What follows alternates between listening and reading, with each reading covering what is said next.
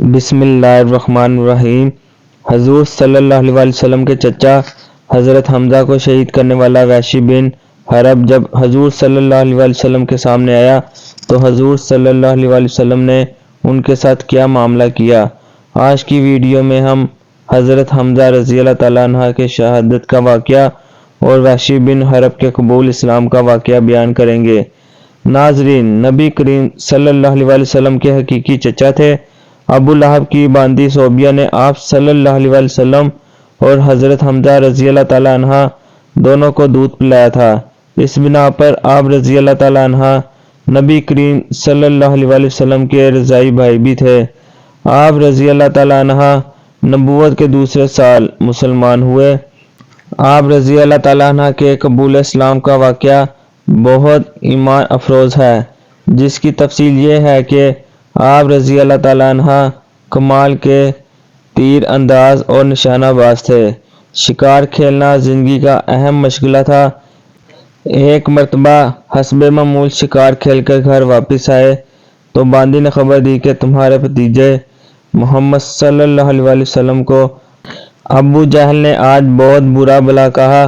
یہ سنتے ہی تن بدن میں آگ لگ گئی اور اپنے مرحوم بھائی کے بیٹے کا بدلہ لینے کے لیے تلوار ہاتھ میں لیے ابو جہل کے پاس پہنچ گئے۔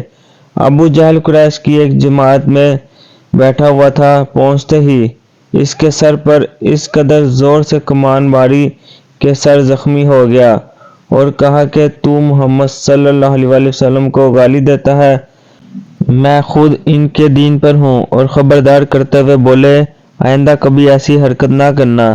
حضرت حمزہ رضی اللہ تعالیٰ عنہ جب گھر آئے تو شیطان نے دل میں وسوسہ ڈالا کہ اے حمزہ، تم قریش کے سردار ہو، تم نے کیسے اس صحابی کا اتباع کیا اور اپنے آبا و اجداد کے دین کو چھوڑ دیا؟ اس سے تو مر جانا بہتر ہے۔ جس سے حمزہ رضی اللہ تعالیٰ عنہ کچھ دردوں میں پڑ گئے۔ ساری رات اسی بے چینی میں گزاری۔ صبح ہوئی تو حضور صلی اللہ علیہ وسلم کے پاس آئے اور تمام واقعہ عرض کیا۔ حضور صلی اللہ علیہ وسلم نے میرے استقامت اور اسلام پر قائم اور ثابت قدم رہنے کی دعا فرمائی۔ آپ رضی اللہ تعالیٰ عنہ فطری طور پر بہادر اور جرأتی انسان تھے۔ جرأت و شجاعت آپ رضی اللہ تعالیٰ عنہ میں کوٹ کوٹ کر بھری ہوئی تھی۔ اس کا انداز اوپر تحریر کیے گئے ابو جہل کے واقعے سے لگایا جا سکتا ہے۔ آپ رضی اللہ تعالیٰ عنہ کے اسلام لانے سے سرداران مکہ کو بہت دھچکا لگا اور اسلام کو تقویت نصیب ہوئی۔ مکہ کی گلیوں میں دندنا کر پھرنے والے اور ہر وقت مسلمانوں کے در پہ ازاں رہنے والے اور اپنے رویے میں محتاط ہو گئے۔ آپ کی شہادت کا المناک ثانیہ 3 ہجری ماہ شوال میں احد کے مقام پر پیش آیا۔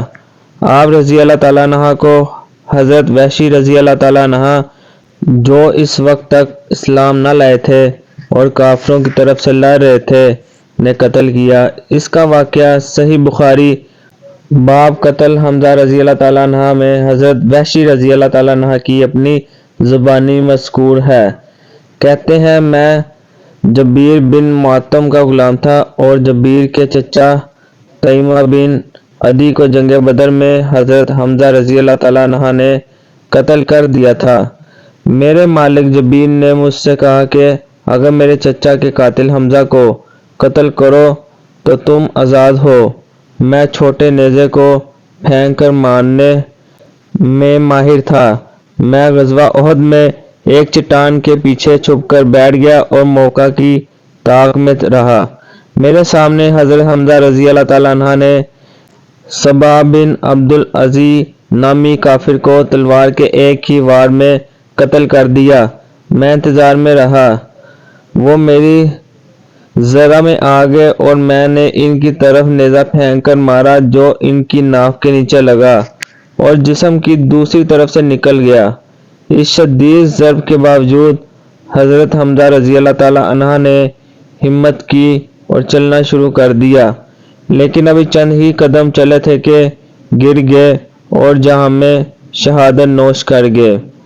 اس کے بعد عتبہ کی بیٹی ہندہ نے اپنے باپ بھائی جو کہ غزوہ بدر میں قتل ہو گئے تھے، ان کا انتقام لینے کے لیے حضرت حمزہ کی لاش کا مسئلہ کیا، ناک اور کان کاٹ لیے، پیٹ چاک کر کے جگر اور کلیجہ نکال لیا، جگر کے ٹکڑے چبانا چاہے مگر نگل نہ سکی، ناک، کان اور دیگر اعضائے جسم کا ہار پرو کر گلے میں ڈال لیا۔ وہ خوشی سے جھوم اٹھی اور اس نے فی البدیہہ اشعار کہے: ہم نے تم سے یوم بدر کا بدلہ لے لیا ہے، اور ایک جنگ کے بعد دوسری جنگ کے شعلے تو بھڑکتے ہی ہیں۔ مجھے اپنے باپ عتبہ کے قتل پر، اپنے بھائی ولید اور چچا شیبہ اور بیٹے بکر کی جدائی پر صبر اور چین نہیں آتا تھا۔ آج میرا دل مطمئن ہو گیا ہے اور میں نے اپنی مانی ہوئی نظر پوری کر لی ہے۔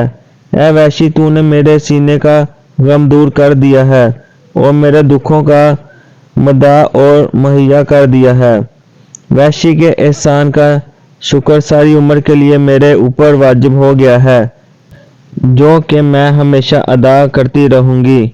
نبی کریم صلی اللہ علیہ وآلہ وسلم ان کی تلاش میں نکلے تو دیکھا کہ وہ بطن وادی میں اس طرح پڑے ہوئے تھے کہ ناک اور کان کٹے ہوئے تھے اور پیٹ اور سینہ چاک تھا۔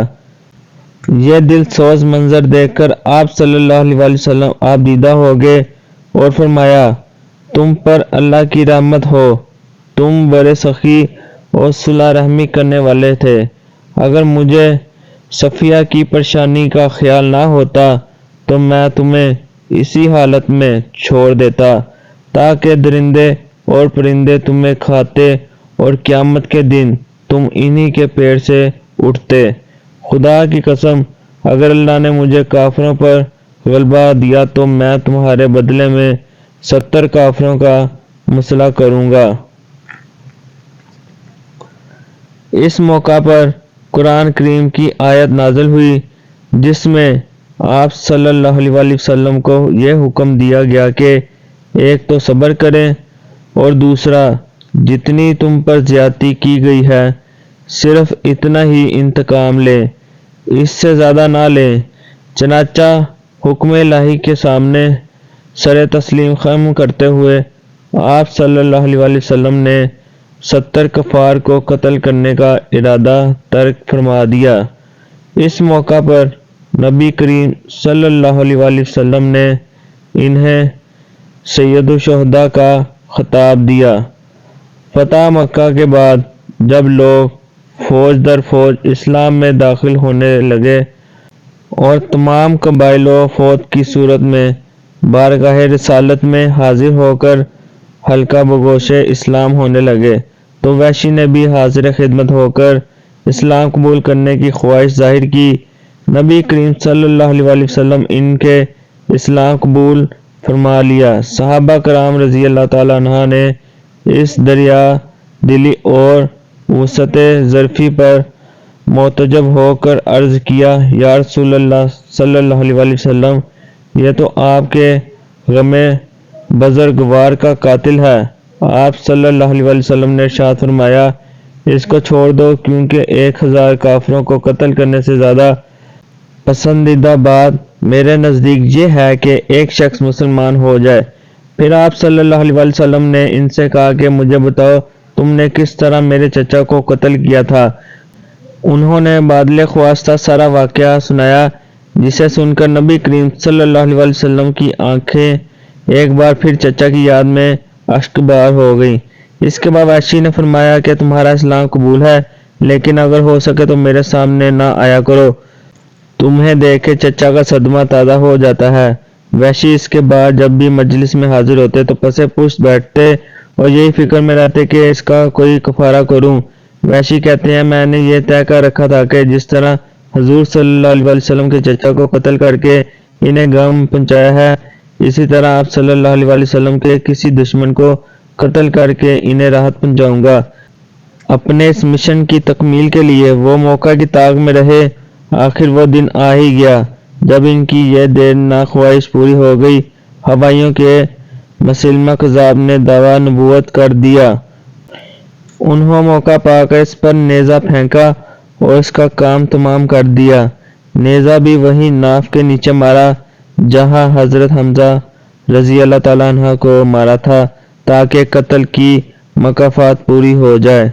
اس طرح ایک خیر الناس کے قتل کی، ایک سراس الناس کے قتل سے مکافات کی۔